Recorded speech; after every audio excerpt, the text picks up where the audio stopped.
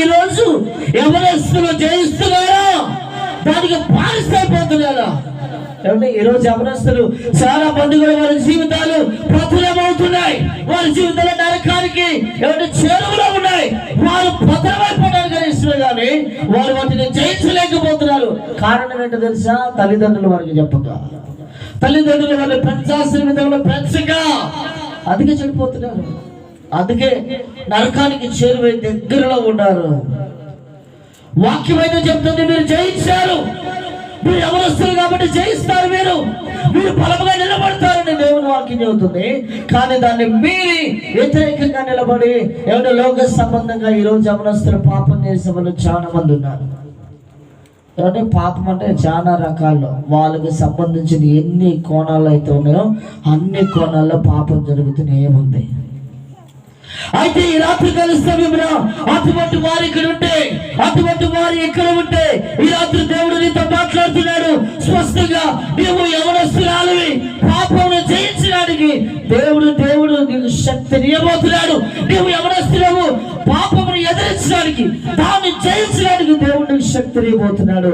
అయితే ఆ శక్తిని పొందుకొని ఏమంటే పాపాన్ని జయించాలి, దేవుడిచ్చిన ఫలాన్ని పొందుకొని పాపము కట్టును జయించాలి. ఈరోజు చాలా మంది దేవుడిచ్చిన శక్తిని పొందలేక చాలా మంది ఏమవుతున్నారు?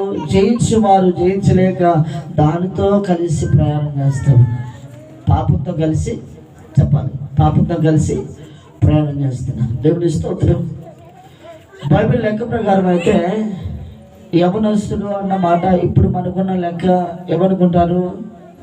10 సంవత్సరాల నుంచి 30 లోపు లేదా 35 లోపు అంటారు ఏమండి. కానీ బైబిల్ లెక్క అయితే 300 సంవత్సరాలు, 200 సంవత్సరాలు, 100 సంవత్సరాలు యవనస్తుడే ఉంది. అంటే 90 సంవత్సరాలు, 80 సంవత్సరాలు పాత నిబంధనల ప్రకారం అయితే. కొత్త నిబంధన ప్రకారం అయితే అధిక బలం ఉంటే 80 సంవత్సరాలు అన్నాడు, కొట్టేశాడు అంటే. కాబట్టి దయచేసి ఈరోజు ఆ 80 సంవత్సరాలు కూడా బతకట్లేదు.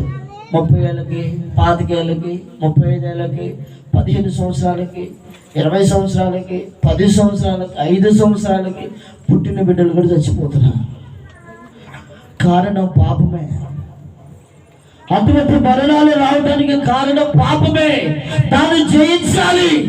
జయించుకుంటూ నువ్వు ఓడిపోయినావు అనుకో, నీతో పాటు పరిశుద్ధాత్మ దేవుడు కూడా చెప్పాలి. నువ్వు ఓడిపోతే నీలో ఉన్న ఆత్మదేవుడు కూడా ఓడిపోతాడు. అంటే మనలో ఉన్న పరిశుద్ధ ఆత్మ ఓడిపోకూడదు. ఓడిపోకూడదంటే నీవు బలముగా నిలబడాలి. నిలబడి దేవుని పక్షాన ఉంటే ఖచ్చితంగా మనం ఓడిపోవడానికి అవకాశాలు ఉంటాయి. విశ్వాసము ద్వారాగా ఏమంటే రాజ్యాలను ఏమంటే అనేకమైన వాటిని సాధించి గెలిచారు. ఈరోజు చాలా మంది ఎలాగున్నారంటే చిన్న చిన్న విషయాలకే పడిపోయి, చిన్న చిన్న వాటిల్లో పడిపోయి అంటే రకరకాలుగా దేవుని సమయాన్ని దొంగిలించే వాళ్ళు ఉన్నారు లేరా? మెయిన్ సెల్ ఫోనే,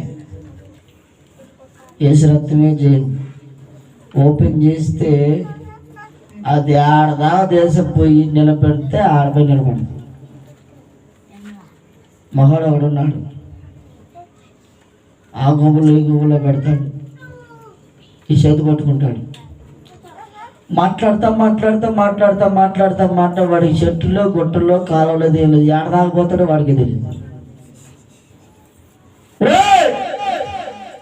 అని కేకేసి పిలవాలి. దేవుని స్తోత్రం, హల్లెలూయా. పెద్ద కేకేసి పిలవాలి, ఎంత దూరం పోతాడో కూడా తెలియదు.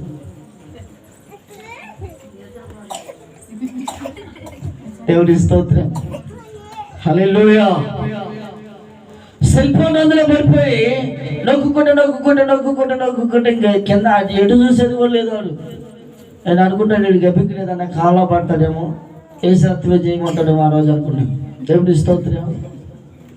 కాబట్టి దయచేసి సెల్ ఫోన్ వచ్చిందంత పాపం ఎక్కువైపోయింది.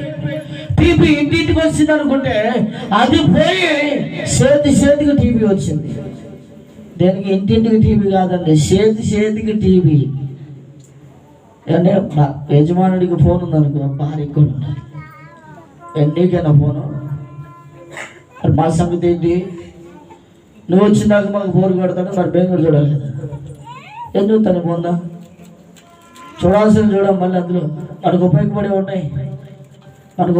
ఉన్నాయి, వాటి జోలు చచ్చిన వెళ్ళం. వాటన్నిటిని పక్కన పెడతారు. చెప్పాలి వేరే దాంట్లోకి వచ్చేస్తారు. చూసినంత చెప్పు ఎవరైనా వచ్చారనుకోండి, వెంటనే దేవుని వాక్యం ఆన్ చేస్తాం. పశ్చిమ చూసిందంతా ఒక భాగం.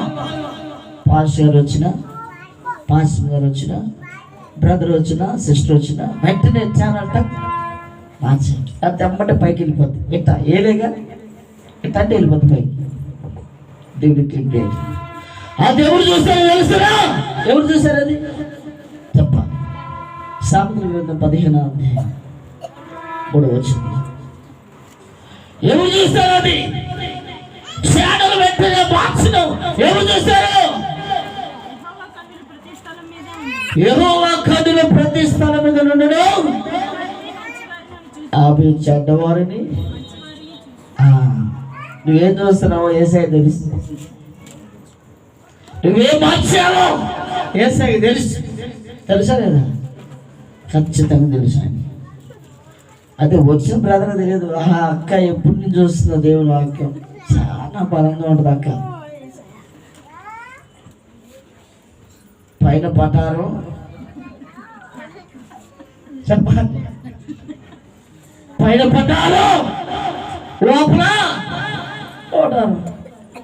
మేడిపండు చూడు, దాన్ని నిప్పి చెప్పాలి. మేడిపండు పైన ఎర్రగా ఉంటుంది, చాలా చుట్టూ దాన్ని నిప్పితే ఉంటుంది. లోపలన్నీ దేవుని స్తోత్రం.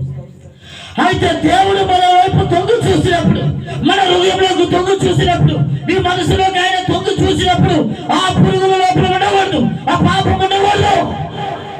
ఉందనుకో, ఎందుకు నేను అడుగుతాను, ఏం చెప్తాను? ఉంటే ఎందుకు ఉందని అడుగుతారు. ఏం చెప్తారు మీరు? నేనైతే ఎప్పుడు వచ్చిందని కోరుకుంటున్నాను.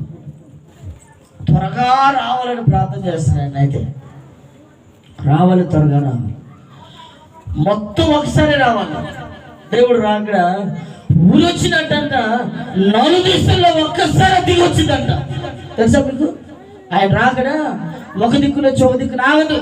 ఆయన రాకడా మనిషికి ఊరు వచ్చినట్టంట, 4 దిశల నుంచి ఒకేసారి దిగి వస్తాడు. అయ్యా ఉన్నాయా బాప్టిజం పొందు. అమ్మా ఇచ్చేవాళ్ళు లేదు నాకు.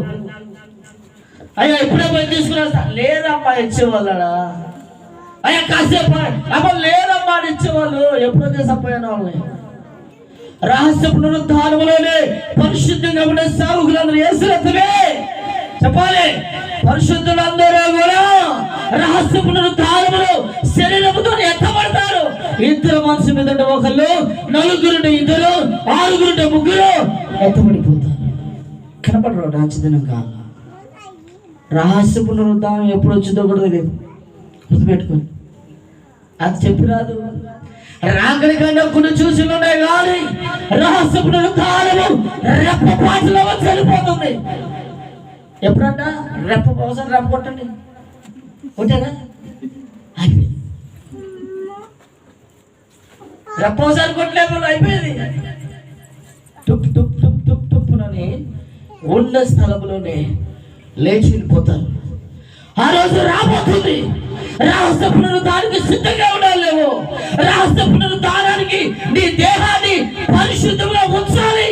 నీ కళ్ళు, నీ చెవులు, నీ నోరు, ఈ 3 కాపాడుకుంటు. ముందు ఏంటి?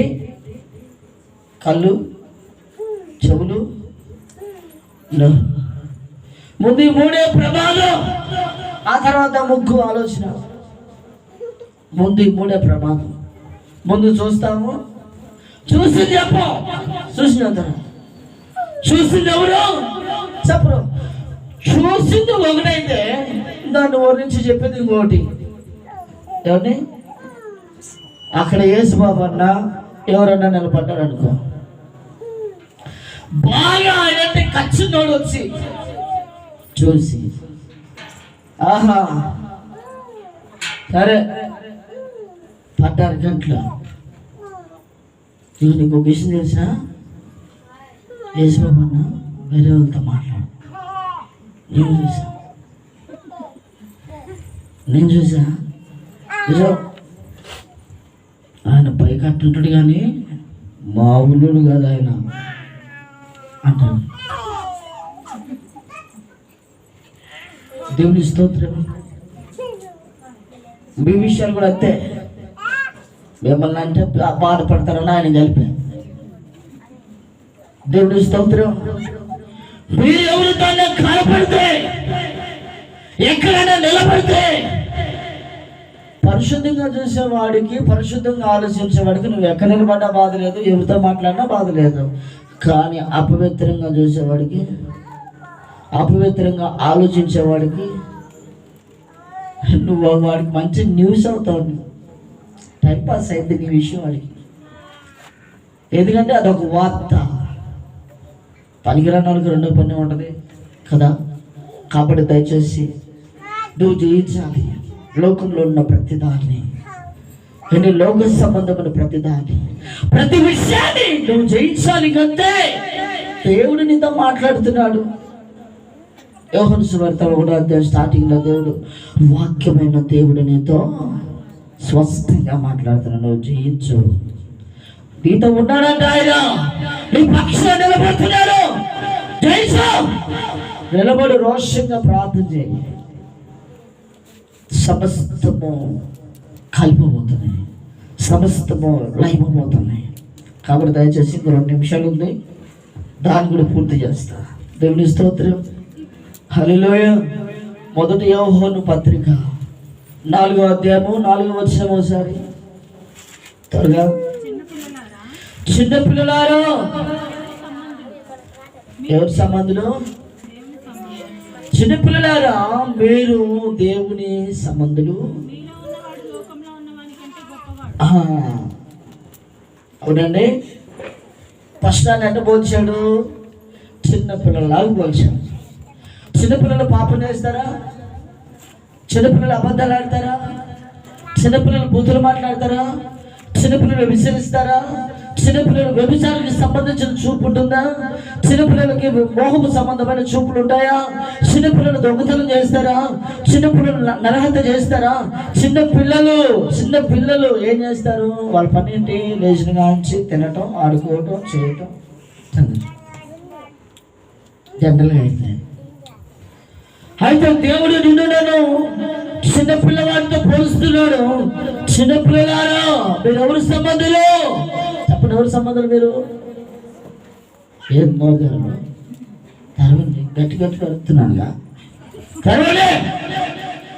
ఎవరి సంబంధాలు మీరు?